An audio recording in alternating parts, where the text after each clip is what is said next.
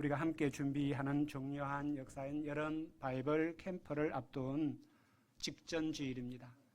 예, 이제 다음 주는 여기에서 예배드리지 않고 도봉 숲송 마을에서 SBC를 가지면서 예배드리게 될 것입니다. 그래서 오늘 말씀은 여름 바이블 캠프에 대한 우리의 마음 준비에 도움이 되었으면 해서 나누게 되는 말씀입니다. 본문 말씀인 이사야 43장은 선지자 이사야가 당시의 이스라엘 백성들에게 전했던 말씀입니다. 그때는 주전 8세기였습니다. 이스라엘은 북이스라엘과 남유다로 분열되어 있다가 이사야가 활동하던 시기에 아수르에 의해서 멸망을 했습니다. 이런 국제 정세 속에서 남쪽 유다 왕국도 아수르의 위협에 직면해 있었습니다. 요즘 러시아가 우크라이나를 침략하게 됨으로써 러시아와 국경을 접한 그런 이제 여러 나라들이 정말 그 위협을 감당하려고 스웨덴 같은 영세 중립국도 나토에 가입하기도 하고 막 그런 우리나라에서 막 K9 자주포나 이런 K2 전차 같은 무기들을 수입해 가기도 하고 막 이렇게 하지 않습니까? 남유다가 지금 아수르가 북쪽에 있는 북이스라엘을 멸망시켰기 때문에 이제 자기 차례라는 것을 알고 위협 속에서 긴장하고 있었습니다. 당시 유다 왕과 백성들은 이런 상황에서 하나님을 믿지 않는 이방 민족들과의 외교 동맹을 의지하고자 하는 방향을 가지고 정책을 추진하고 있었습니다. 이는 어느 시대에나 세상에서는 당연한 것이겠지요. 그러나 이사야는 왕과 백성들에게 너희는 달라야 된다, 이런 메시지를 전했습니다. 왜냐하면 그들은 하나님의 백성이고 그들에게는 하나님이 계시기 때문이었습니다. 이사야는 그들에게 하나님의 약속을 신뢰할 것을 강력하게 촉구했던 선지자였습니다.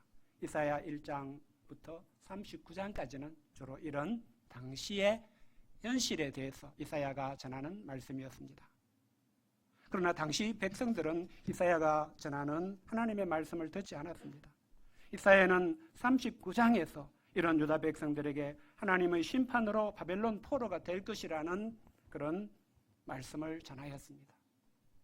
그런 후에 이사야 40장부터 그 시대로부터 훨씬 더 미래에 있을 일에 대해서 말씀하기 시작합니다. 우리가 오늘 살펴볼 43장 말씀은 이런 맥락 속에 있다는 뜻입니다. 40장 이후의 내용들은 심판을 넘어서 바벨론 포로에서 돌아오게 하실 하나님을 말해주는 것으로 시작이 됩니다. 그리고 더 나아가 예수님의 십자가의 죽음과 부활과 재림 때에 있을 일까지, 먼 미래의 일까지, 우리 시대에도 아직 이루어지지 않은 일들까지 이사야서는 말씀하고 있습니다. 이사야는 이를 통해서 하나님의 백성을 위한 하나님의 변함없는 약속과 목적을 알려주고 그들이 하나님께 대한 믿음을 갖도록 격려하는 것을 볼 수 있습니다. 하나님의 이스라엘을 위한 변함없는 약속과 목적은 그들의 조상 아브라함을 부르실 때부터 나타내신 것이고, 우리도 창세기부터 공부하면서 늘 이런 하나님의 약속과 목적을 발견할 수 있습니다. 그것은 이스라엘을 통해 땅의 모든 족속이 복을 받게 하는 것이었습니다. 출애굽 때에는 이에 대해 제사장 나라 거룩한 백성이 되게 하는 것이라고도 하셨습니다. 또 오늘 본문 바로 앞의 이사야 42장 6절에는 이방의 빛이 되게 하는 것이라고 하셨습니다. 이는 하나님이 기뻐하시는 종 우리 주 예수 그리스도 안에서 자기 백성을 새롭게 하셔서 이루실 일들을 말씀한 것이었습니다. 이런 하나님은 하나님이 택하시고 부르시는 하나님의 백성에게는 어느 시대에나 변함이 없이 이런 약속과 목적을 가지고 계십니다. 그리고 그 일을 전능하신 하나님의 능력으로 이루어 가십니다. 이는 이사야가 말씀을 전하던 그 시대의 하나님의 백성들에게도 오늘날 하나님의 백성으로 부르심 받은 우리에게도 동일한 것입니다. 다르지 않습니다. 그런데 우리가 이와 관련해서 알아야 할 것이 있습니다. 오늘 그것을 나누고자 합니다. 그것은 죄로 인해 타락하고 연약해진 사람이 어떻게 온 세상을 위한 복이 될 수 있는가 하는 것입니다. 한마디로 육신에 속해 육체 가운데 사는 사람이 어떻게 그런 하나님의 약속과 목적에 담긴 그런 사람으로 바뀔 수 있는가 하는 것입니다. 이사야 당시에서 보면 그렇게 하나님의 말씀을 안 듣고 우상 숭배와 온갖 죄에 빠져 지내다가 바벨론 포로가 된 그들이 포로에서 돌아오기만 하면 그런 사람이 되어 있는 것입니까? 실제를 보면 그렇지 못했습니다. 바벨론 포로에서 돌아온 후에 이스라엘 백성들의 역사를 보면 바벨론 포로 잡혀갔다가 왔다고 해서 이방의 빛이 되어 있는 것이 아니었습니다. 포로로 잡혀가기 전이나 포로에서 돌아온 후에나 여전히 연약한 죄인이기는 마찬가지였습니다. 우리가 호세아서부터 시작되는 12권의 소선지서들 읽어보면 그것을 알 수 있습니다. 이런 것들이 조금이라도 하나님에게 쓰임 받게 된 때는 오직 한 가지 경우였습니다. 하나님이 주시는 말씀을 듣고 그 말씀을 받을 때에 그 말씀에 의지해서 순종해 나갈 때 그때는 그들이 쓰임을 받았습니다. 이는 동일하게 이 일에 대해 말씀하는 에스겔 37장에서 묘사된 마른 뼈가 살아나 하나님의 군대가 되는 것에서도 볼 수 있습니다. 바벨론의 포로가 된 이스라엘은 마치 마른 뼈와 같았습니다. 그들은 자기 힘으로는 할 수 있는 것이 없는 자들, 죽은 자들에 지나지 않았습니다. 골짜기에 뒹구는 마른 뼈들이 무엇을 할 수 있겠습니까? 어떻게 그들이 이방의 빛이 될 수 있겠습니까? 이런 그들은 전능하신 하나님께서 말씀의 권능으로 그들을 다시 살리실 때에 하나님의 군대가 될 수 있다고 하나님은 에스겔에게 환상을 보여주셨습니다. 그래서 오늘 본문 이사야 43장에서는 하나님께서 포로에게 돌아오게 할 하나님의 백성들을 어떻게 하나님의 약속과 목적대로 하나님이 쓰실 수 있는 백성이 되게 하실지를 가르쳐 주시는 말씀입니다. 이런 맥락을 이해하고 43장을 읽을 필요가 있습니다. 1절을 우리가 먼저 같이 읽어보겠습니다. 1절 시작. 야곱아 너를 창조하신 여호와께서 지금 말씀하시느니라. 이스라엘아 너를 지으신 이가 말씀하시느니라. 너는 두려워하지 말라. 내가 너를 구속하였고 내가 너를 지명하여 불렀나니 너는 내 것이라. 여기서 야곱은 이스라엘 백성을 말합니다. 그들은 바로 바벨론의 포로로 끌려가 있을 때의 백성들입니다. 당시 바벨론은 세계 최강대국이었습니다. 그에 비하면 이스라엘은 지푸라기와 같고 먼지와 같았습니다. 이런 그들이 바벨론 포로에서 돌아오는 것은 누가 봐도 불가능한 일로 보였습니다. 그들은 자신들에게 그럴 만한 힘과 능력이 없었고 그들 주변에서 이스라엘의 포로 귀환을 위해서 애쓰는 민족이나 나라들도 없었습니다. 그러나 그들에게는 세상은 보지 못하지만 하나님이 계셨습니다. 하나님은 그들을 창조하신 여호와, 그들을 지으신 하나님이십니다. 우리는 창세기 1장에서 천지를 창조하신 하나님을 배울 수 있습니다. 하나님은 말씀으로 천지와 만물을 창조하셨습니다. 우리는 창조에 얼마의 지혜와 능력이 필요한지를 조금은 압니다. 아무리 적은 것도 없던 것을 창조하는 것은 쉽지 않습니다. 우리가 이제 대학까지 마치고 물질 자립을 위해서 직장 생활을 하거나 개인 사업을 합니다. 남이 일으킨 사업체에 들어가서 따박따박 월급 나오는 직장 생활을 하는 것은 쉬운 일일까요? 어려운 일일까요? 그 자체도 어려워서 직장 생활이 전쟁 같아 이런 말을 하기도 합니다. 어떤 드라마에 보니까 직장 안에서 생활하는 것이 전쟁이라면 직장 밖에 나와서 자기가 사업체를 일으키고 자기가 사업을 하는 것은 지옥과 같아 이렇게 말하는 것을 보았습니다. 왜 그렇습니까? 개인이 자기 사업을 일으킨다는 것은 없던 것을 창조하는 역사이기 때문에 그렇습니다.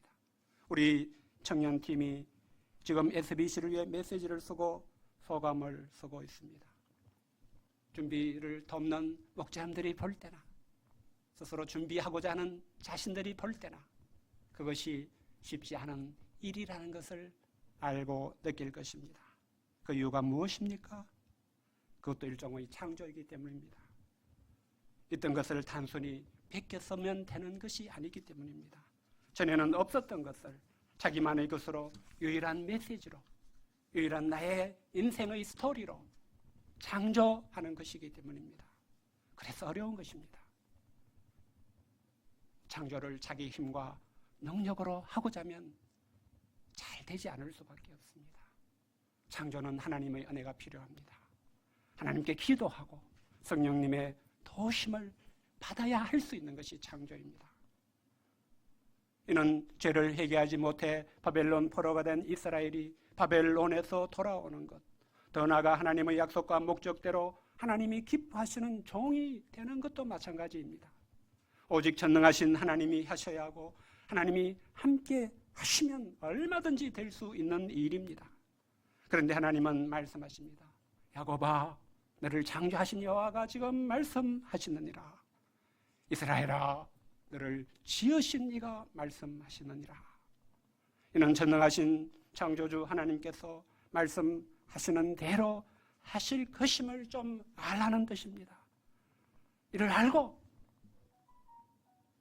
두려워하지 말라는 것입니다. 하나님을 바라보면 두려움을 이길 수 있습니다. 우리가 하나님을 바라보지 않으면 모든 것이 두려운 것으로 바뀌게 됩니다. 자신의 죄도 두렵고 자신의 연약함도 두려운 것이 됩니다. 자기 잘못으로 인해 떨어진 깊은 웅덩이 같은 현실의 상황들도 두려운 것이 됩니다. 그러나 창조주 하나님께는 그 어떤 것도 문제되지 않으십니다. 하나님은 전능하신 하나님이십니다. 이 하나님은 자기 백성들을 그들의 죄에서 기꺼이 구속하시는 분이십니다. 구속을 위해서 자기 아들을 내어놓아야 한다면 아들도 아끼지 아니하시고 내어놓으시는 하나님이십니다. 하나님은 그들의 죄를 위해서 무엇이든지 하시고자 하시고 하나님이 하시려는 일은 누구도 막지 못하고 말릴 수 없는 것입니다. 그러므로 이런 하나님이 하시는 말씀을 듣는 사람은 무엇을 알아야 합니까? 먼저 자신이 하나님께서 지명하여 부르신 사람이며 하나님이 그것으로 삼으신 자임을 알아야 합니다.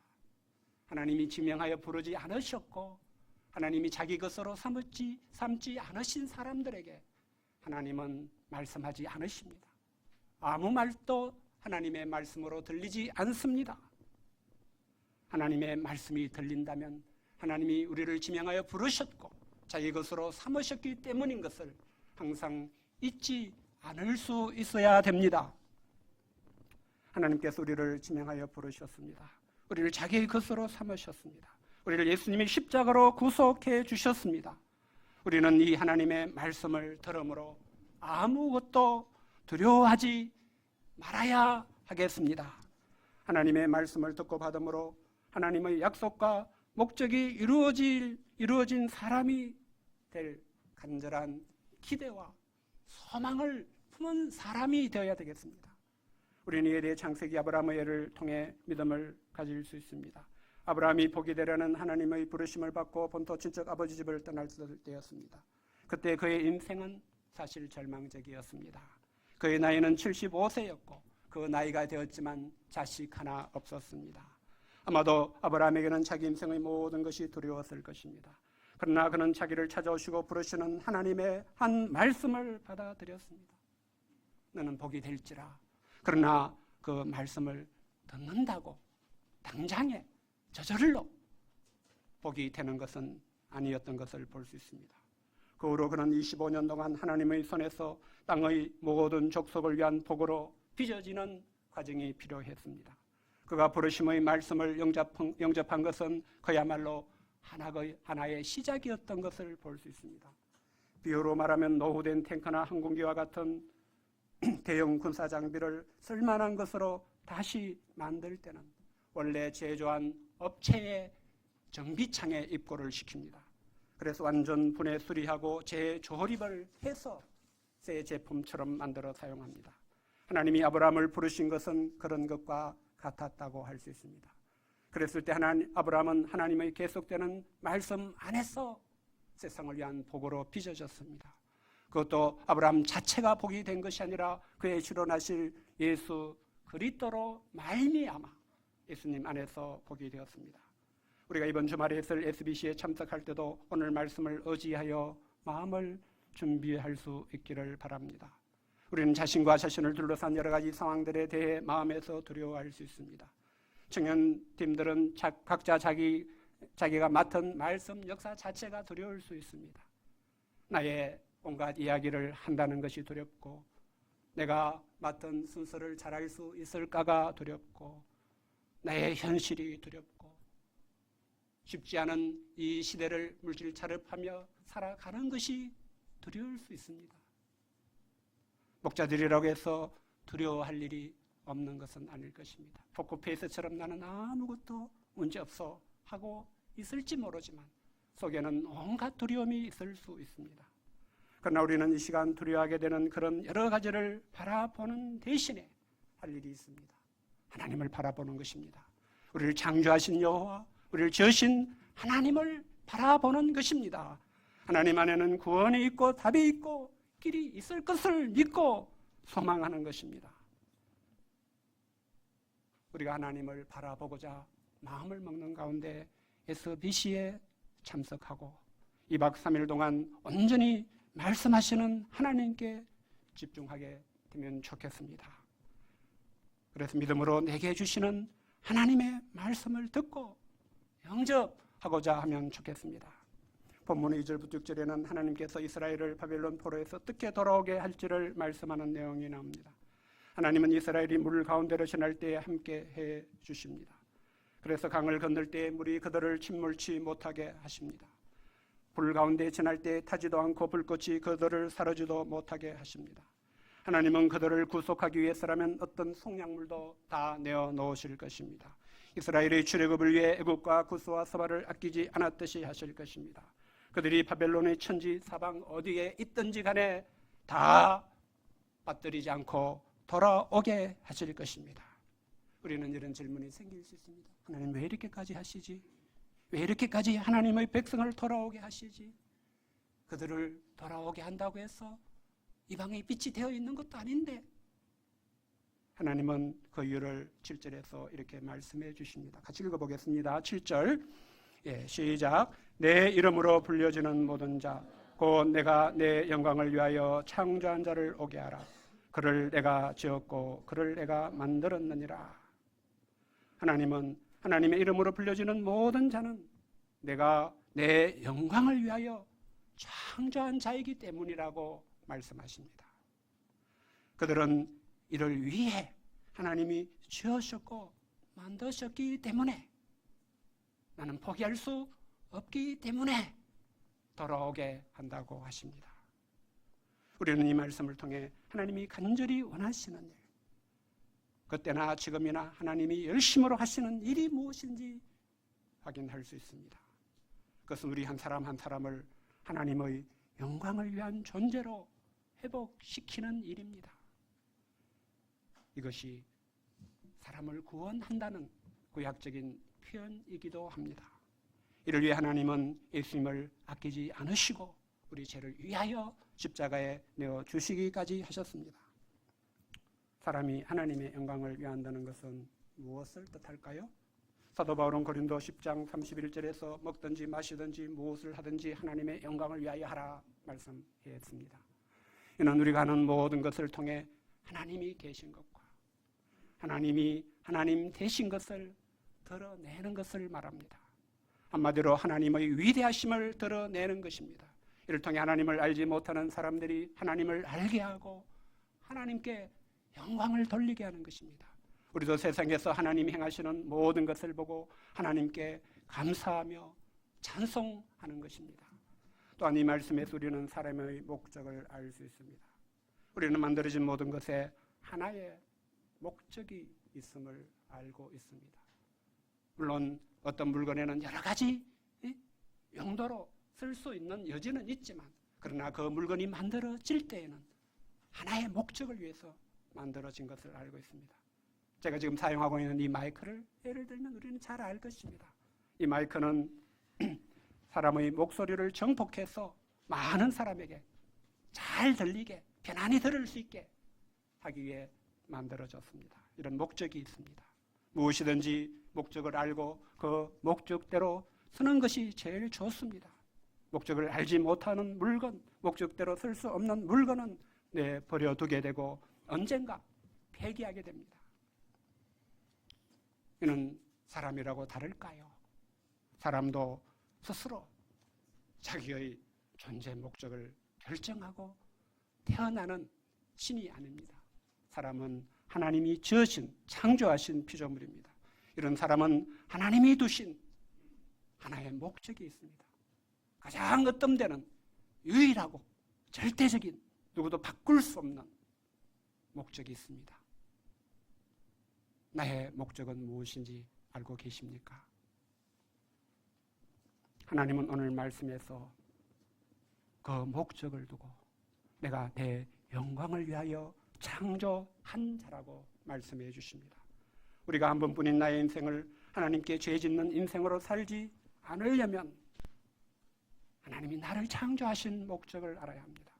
나는 하나님의 영광을 위하여 창조한 자라는 것을 알아야 합니다.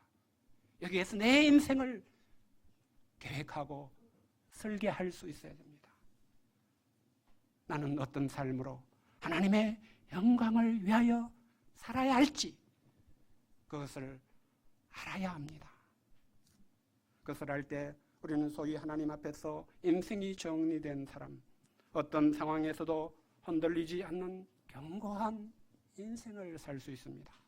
이런 말미암아 하나님의 모든 은혜와 축복 아래 하나님의 통찰에 살 수 있습니다. 반면에 목적을 알지 못하면 어떤 사람의 말처럼 열심히 살지만 방황하는 존재로 살게 됩니다. 하나님 앞에서 보면 고장난 존재, 망가진 존재로 살게 된다는 뜻입니다. 그래서 평생을 통행한 것이 하나님께는 죄와 악이 되는 실패한 인생을 살 수밖에 없게 됩니다. 하나님 그래서 우리에게도 이런 일, 사람의 목적을 알게 하는 일을 하나님의 말씀으로 하십니다. 하나님의 영광을 위한 존재로 창조한 우리를 그 목적대로 회복하는 일을 하고자 하십니다.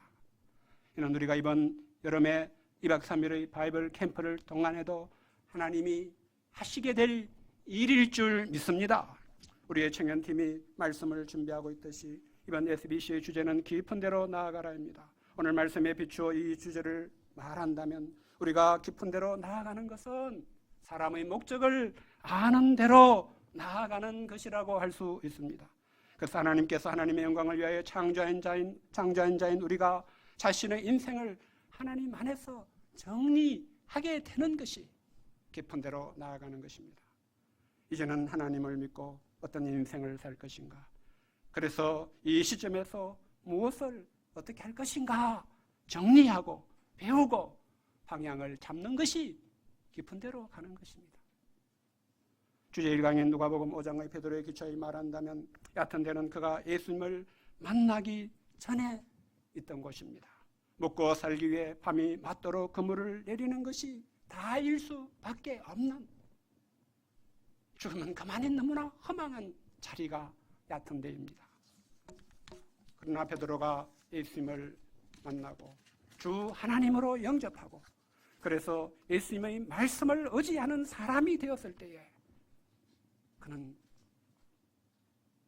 하나님께서 자기에게 어떤 목적을 두셨는지, 한 사람으로서 나는 어디에 쓰임받아야 하는 존재인지 발견하게 되었습니다. 그때 그는 기꺼이 사람을 취하는 예수님의 제자로 새 삶을 시작할 수 있었습니다. 이것을 주제 2강 요한복음 4장에 나오는 사마리아 여자에 비추어 말하면 어떤 사람이 되는 것이 되겠습니까? 여자 역시 예수님을 만났을 때 예수님의 말씀을 통해 하나님의 영광을 위한 사람으로 회복되었습니다. 여자에게 그것은 하나님이 아닌 것을 예배하는 삶에서 하나님 한 분을 예배하는 예배자로 새 삶을 시작하는 것이었습니다. 여자에게 구원은 바로 참된 예배자가 되는 것이었습니다. 오늘 본문의 8절부터 14절에는 사람이 이렇게 하나님의 영광을 위해 창조한 자로 회복되시는 일을 하나님이 어떻게 하실지를 말씀해 주십니다. 이 일은 먼저 이해해야 될 것이 있습니다. 이 일은 쉬운 일이 아닙니다. 하나님도 이 일이 쉽지 않다는 것을 아십니다.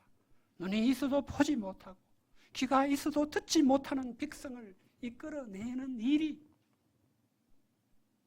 하나님의 영광을 위한 존재로 회복하는 일입니다. 이 일은 열방이 다 모여도 어떻게 이런 게 가능할지 설명할 수 없는 쉽지 않은 일이라고 말씀하십니다. 더 나아가 이런 것들을 하나님의 종이 되게 해서 하나님을 정언하게 하는 일은 정말 난감한 일입니다. 이런 마치 우리 청년팀이 SBC의 메시지를 처음 준비하는 것과도 같을 것입니다. 처음 준비하니까 이게 도대체 어떤 수준으로 해야 되는지를 모릅니다. 그러니까 행복합니다. 열심히 하려고 하고 있고 열심히 하고 있는데 이게 도대체 되고 있는지 안 되고 있는지 그만큼 쉽지 않습니다. 그러나 이런 이 어려운 일이 쉽지 않은 일이 어떻게 이루어집니까? 하나님이 이 일을 주관하시고 전능하신 하나님이 능히 이 일이 이루어지게 하십니다. 그래서 이 일이 이루어진 뒤에 다른 사람은 몰라도 하나님이 하신 일을 직접 경험한 당사자는 하나님을 알게 됩니다. 하나님만이 참 신이심을 알고 믿게 됩니다. 하나님만이 스스로 계시는 여호와이시고 하나님 외에 구원자가 없음도 알게 됩니다. 하나님 이를 알게 하시기 때문입니다. 그래서 이런 사람들은 하나님을 정언하는 정인들, 이방의 빛이 될 수 있습니다. 스데반을 죽일 때 스데반을 죽여야 된다고 주장하고 스데반을 죽이기 위해서 옷을 벗어지는 사람들의 옷을 들고 죽여 했던 사도 바울이었습니다. 예수 믿는 것은 완전히 이단에 빠지는 것이었습니다. 예수 믿는 자들을 싹 다 잡아서 예수 믿지 못하게 씨를 말리는 것이 하나님의 영광을 위한 일이라고 이해했던 사람이 사도 바울이었습니다. 그런 사도 바울이 이방의 빛이 되는 것, 하나님의 정인이 되는 것 쉬운 일입니까? 누가 기대할 수 있습니까? 쟤는 이방의 빛이 되어서 예수 그리스도의 복음을 전하는 사람이 될 거야. 사도 바울 자신도 생각하지 못했습니다. 계획하지 못했습니다. 나는 그저 죄인의 괴수였어. 이렇게 고백하는 것을 볼 수 있습니다. 근데 하나님 아셨죠. 하나님은 사도 바울이 이방의 빛이 될 수 있다고 보셨고 아셨고 되게 하셨지 않습니까? 그래서 사도 바울은 예수님이 부활하셨고 성부, 성자, 성령의 삼위 하나님이신 것을 깊이 알게 되었습니다. 우리는 오늘 말씀을 통해서 이사야 선지자가 자기 시대의 하나님의 백성에게 전한 말씀을 나누며 여름 캠프를 위한 마음을 준비하고자 했습니다. 하나님께서 자기 백성에게 하시는 일은 표면적으로 보면은 바벨론 포로에서 벌어오게 하는 그런 일이었습니다. 그러나 영적으로 보니까 그 일은 자기 백성을 하나님의 영광을 위하여 창조한 자로 회복하는 일이었습니다. 바벨론 포로기와는 하나의 언유욕, 하나의 상징이었다는 뜻입니다. 하나님은 이 일을 예수님 안에서 말씀을 통해서 해 나가시되 세상 끝날까지 이제 더 이상 하지 않아도 되겠구나. 최후의 심판을 내리시는 날까지 하십니다. 우리가 하나님의 말씀에 집중하는 2박 3일의 SBC를 할 때 하나님께서 우리에게도 이 일을 이루실 기회로 여기시고 일하실 것을 믿습니다. 그러므로 우리는 SBC를 통해 이 하나님께 나아가고자 하게 되기를 기도합니다. 도봉숲속 마을은 도대체 어떻게 생겼어? 도봉숲속 마을을 탐구하기 위해서 가지 말고 우리를 하나님의 영광을 위한 자로 회복하시고자 오라 하시는 창조주 하나님 앞에 나아가고자 하면 좋겠습니다. 이 하나님께 우리의 영혼과 우리의 중심을 온전히 맡겨드리게 되기를 기도합니다. 우리가 다 말씀을 듣고 받는 역사가 이루어지고 하나님은 하나님의 말씀으로 우리를 하나님의 영광을 위하는 자로 고치는 역사를 풍성하게 이루시는 2024년의 SBC 되게 해주시기를 기도합니다. 요절 말씀 읽고 기도하겠습니다. 7절입니다. 시작. 내 이름으로 불려지는 모든 자 곧 내가 내 영광을 위하여 창조한 자를 오게 하라. 그를 내가 지었고 그를 내가 만들었느니라. 내가 내 영광을 위하여 창조한 자를 오게 하라 말씀하신 하나님께서 우리를 하나님 앞으로 이끌어 주셔서 감사합니다. 오늘 또 하나님 앞에 예배드리며 하나님의 이 복된 약속의 음성을 듣게 하시고 우리를 향하신 하나님의 목적을 이해하게 해주셔서 감사합니다. 우리가 하나님이 하시는 일을 이해함으로써 믿음을 가지고 믿음으로 화합할 수 있기를 원합니다. 다음 주에 있을 SBC에도 이 하나님께 대한 믿음으로 나아가서 하나님 이번에는 저를 어디를 분해 수리해서 고치실 계획이십니까? 하나님의 뜻대로 하나님 마음대로 저를 고치시고 회복시켜 주시옵소서. 하나님께 우리 영혼을 맡기며 하나님의 말씀으로 은혜 받는 그런 복된 SBC 가질 수 있도록 주여 인도하여 주시옵소서. 예수님의 이름으로 기도하였습니다. 아멘.